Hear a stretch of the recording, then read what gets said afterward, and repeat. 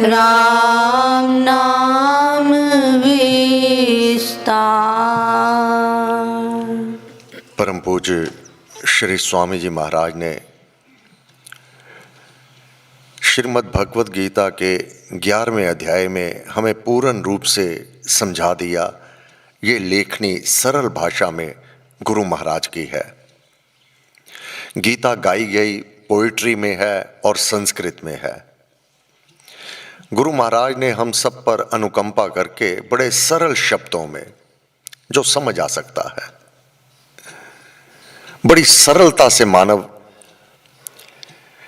उस महान कथन को समझ भी जाता है और अपनी विवेचना भी कर सकता है।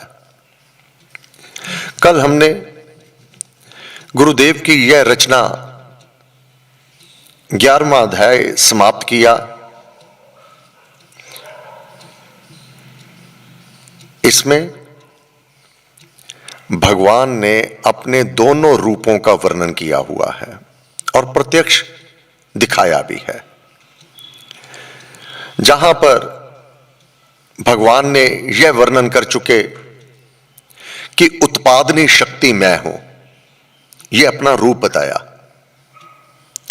निराकार, वह शक्ति जो दिखाई नहीं देती, निराकार, और विराट रूप में साकार जो दिखाई देता है। ये दोनों रूप दिखाए और साथ में कह दिया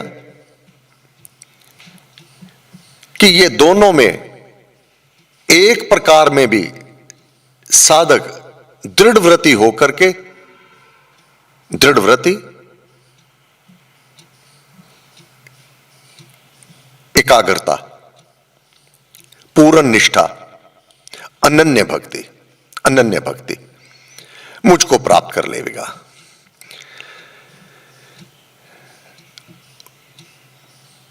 साथ कह दिया, जिस प्रकार तूने मुझे देखा है, मैं वेदों के अध्ययन से, ना तप से, ना दान से ऐसे रूप वाला नहीं देखा जा सकता। हां, मुझको मेरे कौन कौन से रूप हैं, कोई भी मानव अनन्य भक्ति को धारण करके मेरे सर्वत्र रूप और शक्तियों को जान पहचान सकता है। यहां तक कि वास्तविकता में कोई भ्रम नहीं, कोई संशय नहीं, वास्तविकता में मुझ में प्रवेश कर जाता है। और मुझ में प्रवेश करने के लिए, मुझको प्राप्त करने के लिए अनन्य भक्ति ही साधन हो सकती है और कोई भी मार्ग ही नहीं है, केवल अनन्य भक्ति। एक भक्ति हो भगवन तेरी, दूसरा देव ना देखो।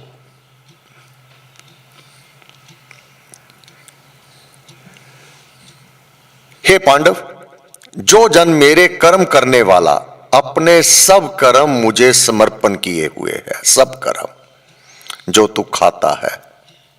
दुर्वासा मुनि गोपियों को जब यह सूचना मिली कि यमुना पार एक वन में दुर्वासा मुनि ने अपना डेरा जमाया हुआ है, दुर्वासा मुनि का वह स्वभाव, श्राप उनकी जीवा के ऊपर रहा करता, सबसे आगे, और श्राप देने में क्षण भर भी वह समय ना लगाते। मन के अनुकूल तो द्रवीभूत हो जाते, कोई भी कार्य मन के विपरीत हो जावे तो बहुत रुष्ट होते और क्रोधित हो जाते। परंतु रिद्धियों सिद्धियों के स्वामी भगवान कृष्ण से गोपियों ने कहा कि यमुना पार दुर्वासा मुनि आए हुए हैं, उनको स्वादिष्ट व्यंजन बहुत प्रिय है और मिष्ठान बहुत ही प्रिय है। उनको प्रसन्न करने के लिए हम उनके लिए भोजन तथा खीर इत्यादि ये लेकर जाना चाहती हैं। भगवान ने कहा बहुत ही अच्छा है, बहुत उत्तम विचार है, आपको जाना चाहिए।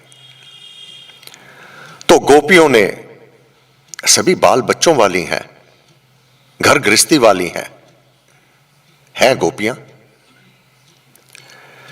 अपने घर में सुंदर स्वादिष्ट व्यंजन पकवान बनाए और यमुना पार करने के लिए इस ओर जब खड़ी हुई आकर, तो यमुना तो ठाठे मार रही है, वहां से तो तिनका भी कोई उस पार नहीं जा सकता। सबको अपने साथ बहा के इतना उग्र रूप धारण किए हुए है। वापस आ गई भगवान कृष्ण के कि यमुना तो बहुत ही भयंकर रूप धारण किए हुए है, हम उस पार कैसे जावें। भगवान कृष्ण ने कहा मेरा नाम लेना कि मैंने भेजा है। हे यमुना, हमें मार्ग दे दो। ऐसा ही हुआ। जब प्रार्थना की तो जहां से गोपियों ने गुजरना था वहां से पानी नीचे को होने लगा। जब पांव तक रह गया, बड़े आराम से बहने लगा। अब उसकी उग्रता समाप्त हो चुकी थी और गोपियां उस नदी के पाट को पैदल ही चल करके उस पार पहुंच गई।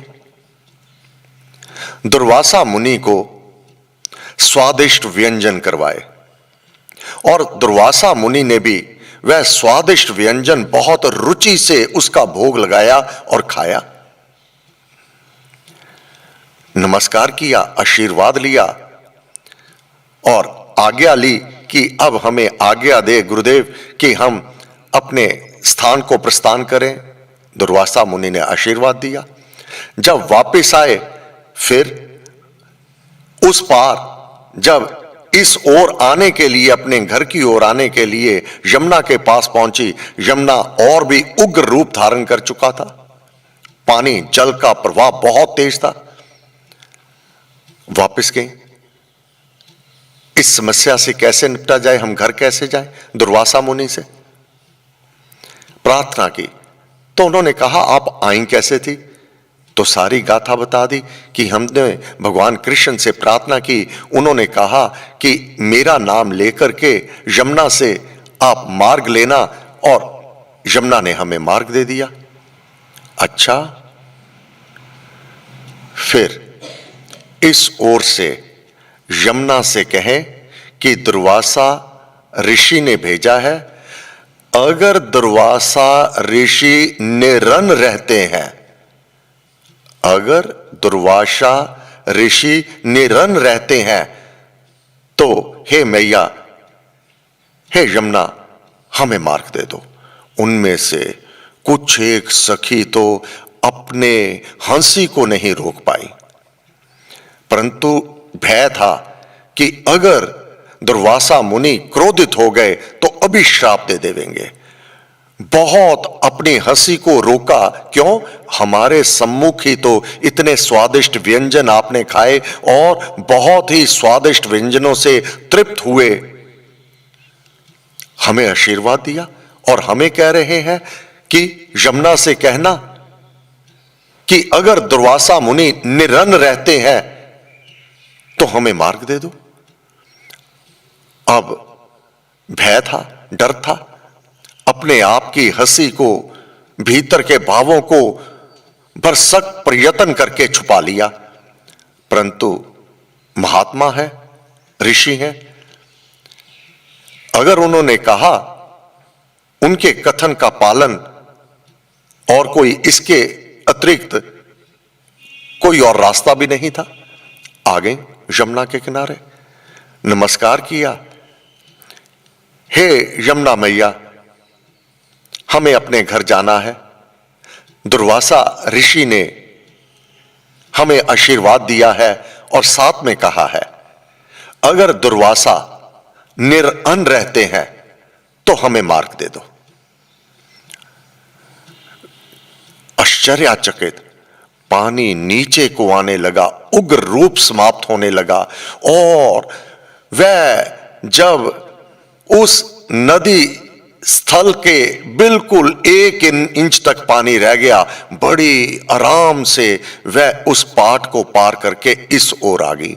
यूं ही उन्होंने अपने गांव की ओर अपना पहला कदम रखा, वह यमुना उसी प्रकार ठाठे मार करके भयंकर रूप धारण कर चुकी।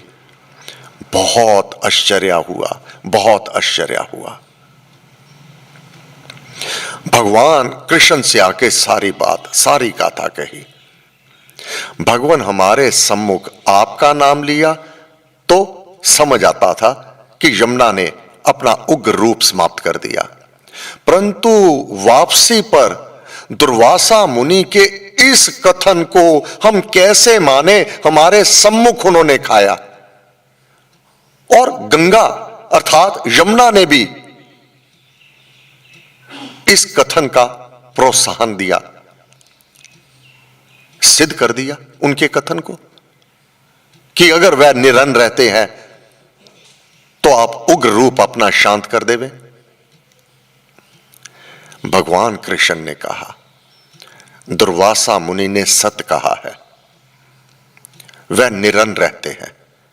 भगवान उन्होंने भोजन किया, वो अपने लिए कुछ भी नहीं करते, अपने शरीर के लिए कुछ भी नहीं करते। मैंने कहा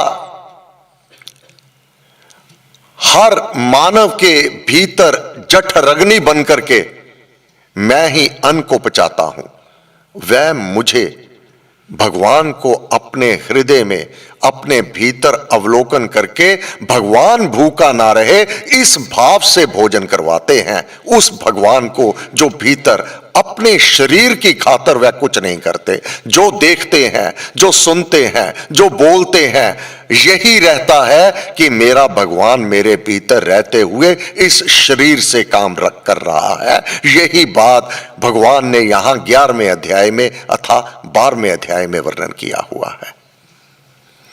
यह बहुत कठिन है। प्रत्येक कार्य मेरे भीतर, गुरु महाराज ने आरती उतारी, हे राम आप मेरे बंधुओं के हृदय स्थान में विराजमान हैं। ये केवल सुनते हैं, इसके ऊपर चिंतन मनन नहीं करते और वास्तविकता में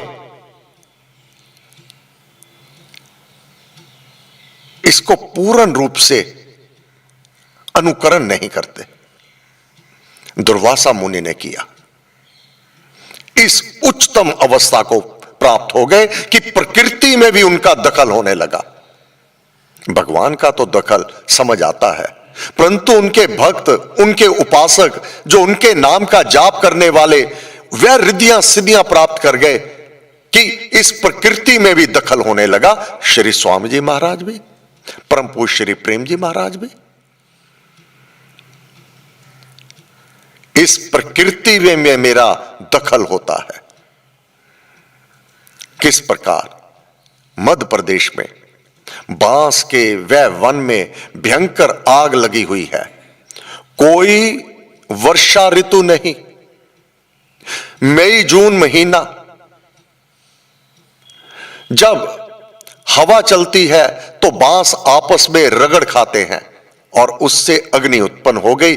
उस घने वन को, बांस का गन, मध्य प्रदेश में इंदौर से वह चल रहे हैं बाय कार, पूज्य पिता संत नरकेवल बेदी जी महाराज साथ में। सभी राहगीर कहते हैं कि ये जो मार्ग जा रहा है घने वन के बीच में से जा रहा है और वन में भयंकर अग्नि लगी हुई है, भस्म हो जाओगे, आगे नहीं जाना। प्रेम जी महाराज कह रहे हैं गाड़ी आगे बढ़ाओ। देखा उस मार्ग सड़क तक बहुत तपश आ रही है उस अग्नि की, गाड़ी रोको। दोनों हाथ जोड़े, एक माला जाप की, ऊपर आकाश की ओर देखा, नमस्कार किया। आन ही आन में आन ही आन में काली घटा उठी और मूसलाधार बारिश हुई और सारे उस जंगल की आग को गुरु महाराज की उस शक्ति से जो आकाश से वर्षा जलधारा बहने लगी वह सारी शांत हुई। तभी कहते हैं गुरु को अपनी तरह साधारण मानव समझने की भूल मत कर बैठना। श्री स्वामी जी महाराज दिल्ली साधना सत्संग, गर्मी बहुत, साधकों ने कह दिया स्वामी जी महाराज गर्मी बहुत है। अच्छा, सायंकाल की भी सैर के लिए जाना था। महाराज ने कहा आज मैं नहीं जाऊंगा। बाहर ऊपर आकाश की ओर देखा, आन ही आन में वह जलधारा वर्षा इस कदर हुई कि अगले 2 दिन साधकों को यह पछतावा हो रहा था कि हम कुछ हल्के गर्म कपड़े क्यों नहीं लेके आए। ये शक्तियां जो पूर्ण रूप से समर्पित हो जाता है, मेरा मुझ में कुछ नहीं, मेरा ये शरीर भी नहीं है, यहां तक जो हमने पाठ किया है। अनन्य भक्ति ही साधन हो सकती है, मैं अनन्य भक्ति से ही जाना जा सकता हूं। हे पांडव, जो जन मेरे कर्म करने वाला, मेरे कर्म करने वाला, जो तू खाता है मैं अपने भगवान को भोग लगाता हूं, तू सोता है मैं भगवान को विश्राम दिलवा रहा हूं। प्रत्येक कार्य में अपने प्रभु को आगे रखता है, अपने राम को आगे रखता है। जो जन मेरे कर्म करने वाला अपने सब कर्म मुझे अर्पण किए हुए है, अपने सब कर्म मुझ में प्रायण है, मेरा भक्त है, आसक्ति रहित है और सब प्राणियों में निर्वैर है। यहां साधक अपनी विवेचना करे। हम जो तो हमारी प्रशंसा करता है उसे अपना मान करके उससे अथाह प्रीति करते हैं। कोई कटु शब्द कह दे, स्पष्ट शब्द कह दे, हमारे मुख पर हमारी कोई कमी बता देवे, वही अपना दुश्मन लगने लगता है।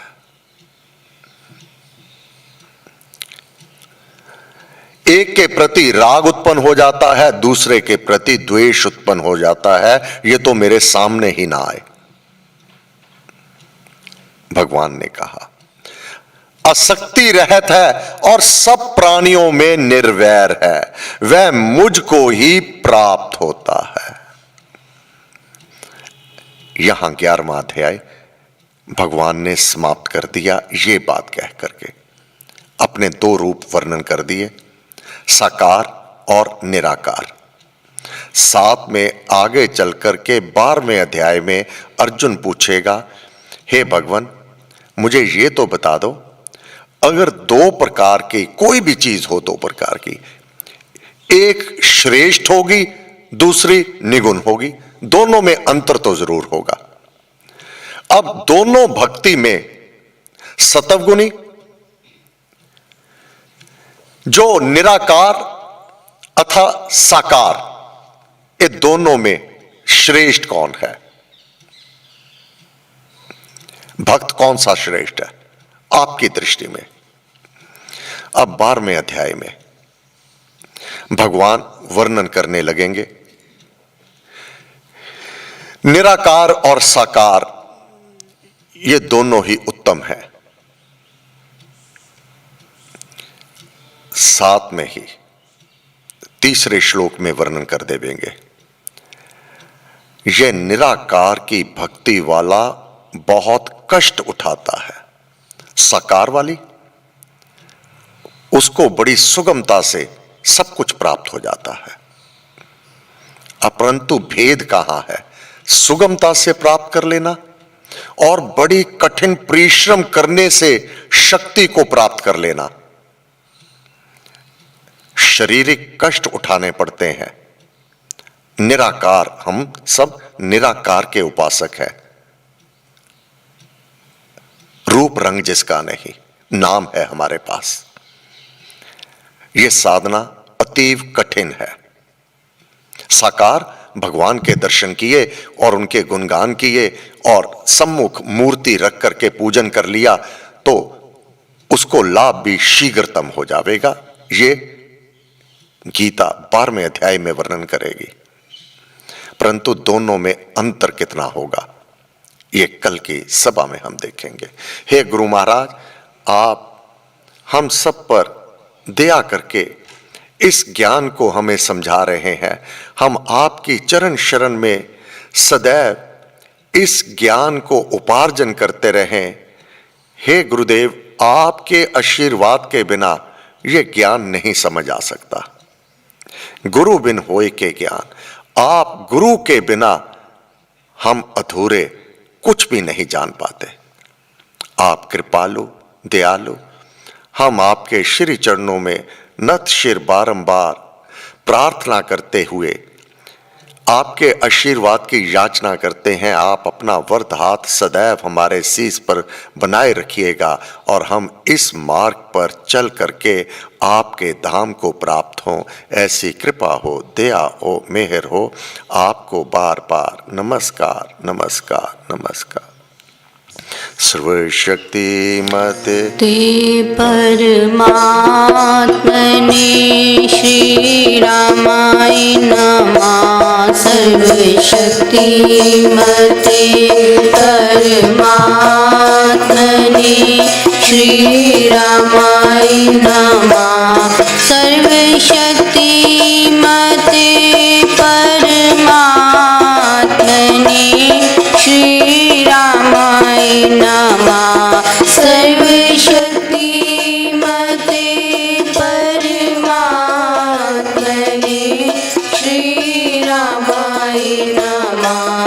सर्वशक्तिमते परमात्मने श्री रामाय नमः। सर्वशक्तिमते परमात्मने श्री रामाय नमः। सर्वशक्तिमते परमात्मने श्री रामाय नमः।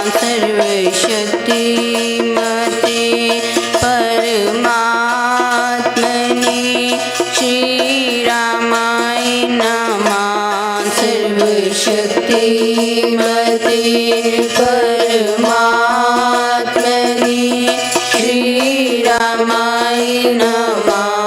सर्वशक्तिमते परमात्मने श्री रामाय नमः। सर्वशक्तिमते परमात्मने श्री रामाय नमः। सर्वशक्तिमते परमात्मने श्री रामाय नमः। सर्वशक्तिमते परमात्मने श्री रामाय नमः। सर्वशक्तिमते परमात्मने श्री रामाय नमः। सर्वशक्तिमते परमात्मने श्री